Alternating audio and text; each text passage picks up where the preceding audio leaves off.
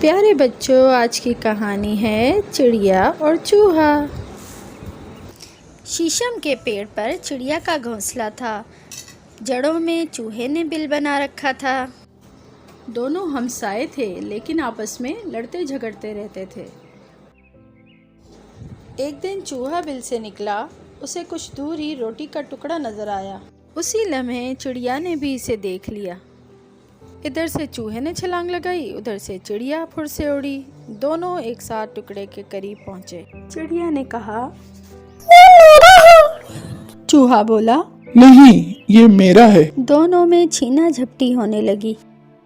ایک بکری قریب ہی چر رہی تھی، کہنے لگی، دیکھو، لڑنا بھڑنا بری بات ہے، مل بانٹ کر کھا لو، آدھا ٹکڑا چڑیا لے لے، آدھا چوہا کھا لے۔ چڑیا نے کہا، مجھے منظور نہیں، پہلے میں نے دیکھا تھا، اس لیے یہ میرا ہے۔ چوہا بولا، نہیں، پہلے میں نے اسے دیکھا تھا، اس لیے یہ صرف میرا ہے۔ ایک چالاک کوا یہ لڑائی دیکھ رہا تھا۔ وہ جھٹ سے ٹکڑے پر جھپٹا، پنجے میں دبایا، کائیں کائیں کرتا ہوا اڑ گیا۔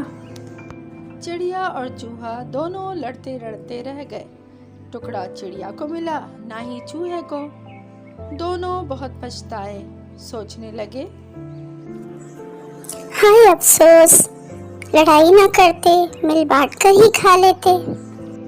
تو بچوں، اس کہانی سے آپ نے کیا سیکھا؟ کہ لڑنا جھگڑنا اچھی بات نہیں، اور جو مل جائے اسے مل بانٹ کر کھائیں۔